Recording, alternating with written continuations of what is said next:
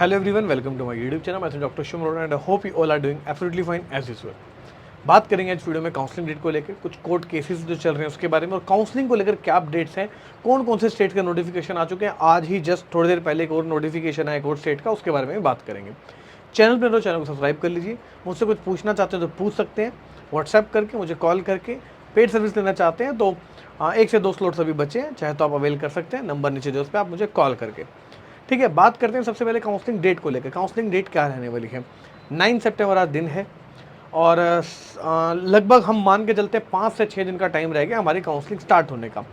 Counselling start होने का मतलब ये नहीं है कि काउंसलिंग 15 को ही स्टार्ट हो जाएगी। हो सकता है 14-15 को आपका नोटिफिकेशन आ जाए और 20 हम एक्सपेक्ट कर सकते हैं कि आपकी जो है काउंसलिंग स्टार्ट हो जाए ऑल इंडिया की। सबसे पहले ऑल इंडिया की होगी, फिर स्टेट की होगी, फिर ऑल इंडिया राउंड 2 होगा, फिर स्टेट का 2 होगा।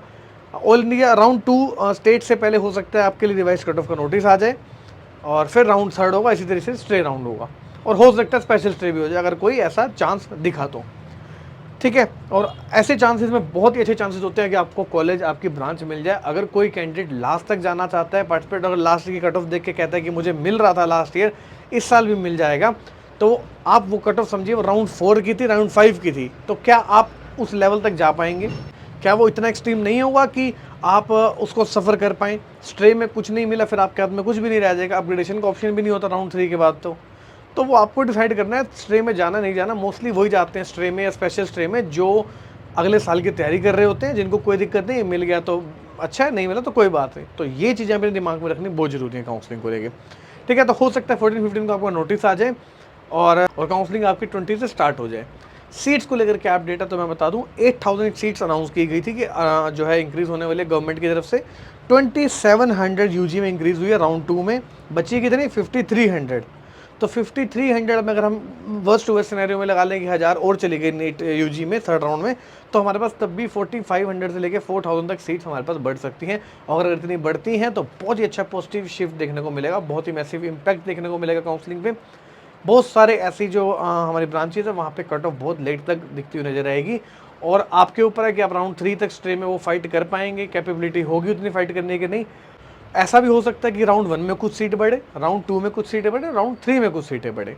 राउंड 1 में सबसे ज़्यादा बढ़ेंगी, राउंड 2 में उससे कम, राउंड 3 में उससे भी कम। ऐसा हम ट्रेंड्स में देखते आए हैं जो सीट्स बढ़ती हैं। हाँ ठीक है, तो सीट मैट्रिक्स को लेके जो है अभी बहुत सारे कैंडिडेट्स कहते हैं कि सीट मैट्रिक्स कब आएगा, तो मैं बता दूं जब काउंसलिंग का स्केड्यूल आया जाएगा उसके बाद, जब इंस्पेक्शन हो जाएंगी हर जगह, तो उसके बाद सीट मैट्रिक्स आएगा, तब पता चलेगा हमें कहाँ पे कितनी कितनी सीट्स हैं। ठीक है, तो उसके बाद और ज़्यादा चीज़ें क्लैरिफाई होंगी कि सीट मैट्रिक्स से क्या जो है कितनी ब्रांचेज में कितनी कितनी सीट्स आने वाली हैं, चाहे वो MDMS हो, DNB डिप्लोमा या कोई प्राइवेट हो। ठीक है, ये चीज़ मुझे लगता है आपकी क्लियर हो गई होगी। तो काउंसलिंग नोटिफिकेशन अब तक किन किन के आ चुके हैं? गुजरात का आ चुका है, रजिस्ट्रेशन ऑन गोइंग है। कर्नाटका का सिर्फ ब्रोशर आया, रजिस्ट्रेशन को लेकर कोई अपडेट नहीं है। कर्नाटका में सीट्स होती हैं, ओपन कोटा की भी सीट्स होती हैं 10 लाख सीट्स वाली, तो जिनकी कम रैंक है, गवर्नमेंट नहीं मिल रहा, वो यहाँ पे भी देख सकते हैं। ओपन कोटा होता है, मैनेजमेंट कोटा होता है, NRI कोटा होता है, तो बहुत सारे कोटा यहाँ पे एप्लीकेबल होते हैं। इसी के अलावा एक और अपडेट आया तमिलनाडु का। जी हाँ, तमिलनाडु का रजिस्ट्रेशन स्टार्ट हो रहा है, आज से लेकर 16 तक चलने वाला है। ठीक है, और रजिस्ट्रेशन अमाउंट है इसका 500 रुपीज़ और 1000 रुपीज़ है जब आप चॉइस फिलिंग करेंगे, अभी नहीं है। ठीक है, तो तमिलनाडु ओपन स्टेट है, कोई भी कैंडिडेट अप्लाई कर सकता है। लैंग्वेज बैरियर आता है, तो कैंडिडेट्स जो लैंग्वेज बैरियर है, जैसी ब्रांचेज है जहाँ पे कम्युनिकेशन ज़्यादा जरूरत पड़ती है, तो वो कैंडिडेट्स अवॉइड कर सकते हैं। 15.5 लाख यहाँ की ट्यूशन फीस है, हालांकि अभी तक अनाउंसमेंट नहीं हुई है ऑफिशियल फीस की, रजिस्ट्रेशन ही शुरू हुआ है, लेकिन लास्ट ईयर को देखता हूँ मैं जो बता रहा हूँ। सिक्योरिटी 2 लाख है और 2 कोटा होते हैं, गवर्नमेंट और मैनेजमेंट कोटा। तो मैनेजमेंट कोटा की 2 लाख है, गवर्नमेंट कोटा की 1 लाख फीस है।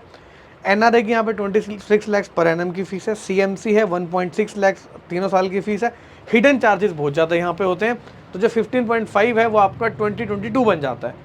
तो ये सोच के मत लें कि कम फीस में ले रहे हैं तो हमें इतने कम में हो जाएगा। फीस यहाँ पे हिडन फीस भी बहुत ज़्यादा, मिसलेनियस चार्जेस लिए जाते हैं। कोर्ट केस को लेके बात करें तो कोर्ट केस 16 सितंबर को जो नेक्स्ट डेट है, जो अभी हमारी सुप्रीम कोर्ट की हियरिंग चल रही है डिस्क्रिपेंसी को लेके, 16 को डेट है। देखते हैं कुछ पॉजिटिव आता है या नहीं आता, वो देखते हैं अभी। लेकिन बहुत सारे कैंडिडेट्स के लिए स्ट्रगल कर रहे हैं, wish them very all the best, और मैं भी उनके साथ हूँ। ये सब चीज़ें खत्म होनी चाहिए, ट्रांसपेरेंसी होनी चाहिए, डिस्क्रिपेंसी को बिल्कुल ही खत्म हो जाना चाहिए। और इसके लिए देखते हैं सुप्रीम कोर्ट इसमें क्या अपनी टिप्पणी या अपनी बात रखते हैं।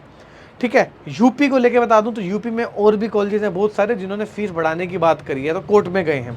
वो कौन कौन से हैं?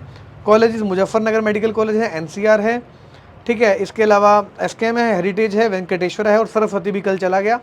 केएम है, ठीक है, एसकेएस है, हेरिटेज हो गया और लगभग ये सारे कॉलेजेस हैं। श्री राम मूर्ति है। तो ये सारे कॉलेजेस कोर्ट में जा चुके हैं अपनी फीस इंक्रीमेंट के लिए और हो सकता है जब काउंसलिंग चल रही हो तब आपसे एक बॉन्ड भी साइन कराए। मुजफ्फरनगर मुझे सुनने में आया था कि लास्ट ईयर 3rd राउंड में किसी के साथ कैंडिडेट के साथ हुआ था कि एडिशनल जो है बॉन्ड साइन करा रहे थे कि 30 लाख आपसे फीस ले जाएगी अगर हम जो केस जीत गए। तो चॉइस फिलिंग भी उस अकॉर्डिंग करनी है। ऐसे बहुत सारे मल्टीपल कॉलेजेस हैं पूरे इंडिया में जहाँ पे केसेस चल रहे हैं। आपने एडमिशन ले लिया और बाद में पता चला फीस इतनी देनी पड़ेगी तो फंस जाओगे। पहले इन चीज़ों का पता करके रखना फीस का, ठीक है।